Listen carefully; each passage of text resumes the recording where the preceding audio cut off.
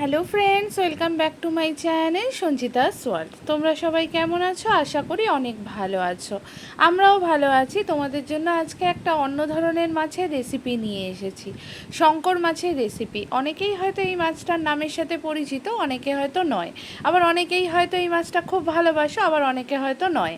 তো জানি না আমি কে কে ভালোবাসো বা কে কে ভালোবাসো না, কিন্তু আমার বাড়িতে আমি ছাড়া এই মাছটা কেউ বেশি ভালোবাসি না। তার জন্য সেরকম আনাও হয় না, কারণ একার জন্য না আর করে উঠতে ইচ্ছে করে না। কিন্তু আজ যখন মার্কেটে দেখলাম ফ্রেশ শঙ্কর মাছ পাওয়া যাচ্ছে, তখন আর লোভ সামলাতে পারলাম না, নিয়ে চলে এলাম বাড়িতে। কর্তামশাইও আমার মন রাখতে কিন্তু খেয়েছিল, কিন্তু শ্বশুরমশাই খাননি, কারণ উনি খান না এই মাছ। তো যাই হোক, আমি নুন হলুদ মাখিয়ে নিয়েছি মাছগুলোতে খুব সুন্দরভাবে, আর একটু সর্ষের তেল দিয়ে দিচ্ছি। আমি সবসময় আঁশ ছাড়া মাছ যখনই রান্না করা হয়, তখন ম্যারিনেশনের সময় একটু সর্ষের তেল দিয়ে দিই। কারণ হচ্ছে আঁশ ছাড়া মাছ কিন্তু তেলে বড্ড বেশি ছেটে, যাতে তেলটা ছেটে এসে কম আসে আর কি। তার জন্য আমি নুন হলুদ মাখানোর সময় একটু তেলও দিয়ে দিয়েছি।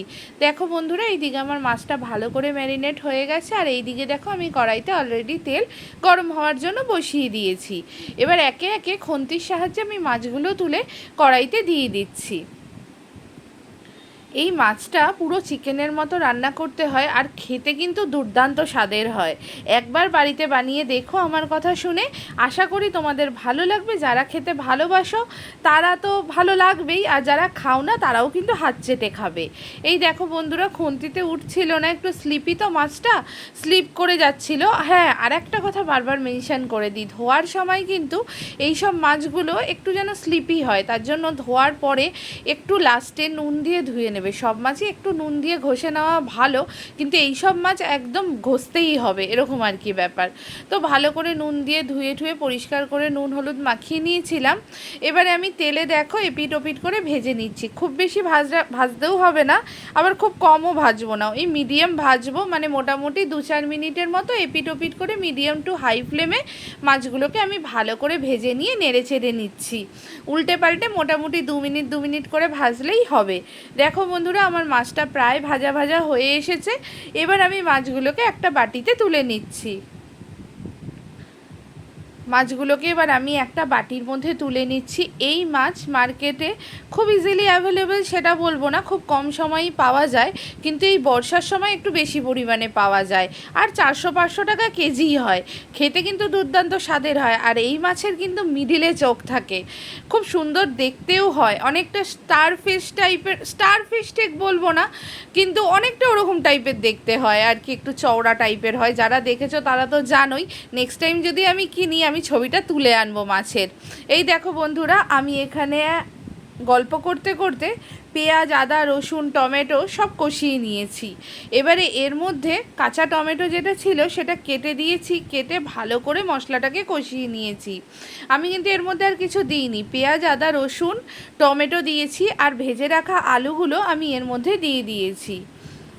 মিডিলে আমার একটু ভিডিওটা স্কিপ হয়ে গেছে, যখন আমি ক্যামেরাটা অন করতে মেবি ভুলে গেছিলাম, যার জন্য একটুখানি প্রবলেম হয়েছে মশলাটা কষানোর সময়। তাই আমি মেনশন করে বলে দিচ্ছি যে আমি এখানে জিরে ফোড়ন দিয়েছি, আর আদা রসুন পেঁয়াজটা ভালো করে কষিয়েছি। তারপরে 1 চামচ জিরের গুঁড়ো, 1 চামচ ধনের গুঁড়ো, 1 চামচ লঙ্কার গুঁড়ো দিয়েছি। তারপর কাঁচা টমেটো কেটে কুচি কুচি করে দিয়ে কষিয়ে তারপরে আমি আলু ভেজে রাখা আলুগুলো দিয়ে দিয়েছি। এবার আমি বাটিতে একটু ঈষদ উষ্ণ গরম জল করে নিয়েছিলাম।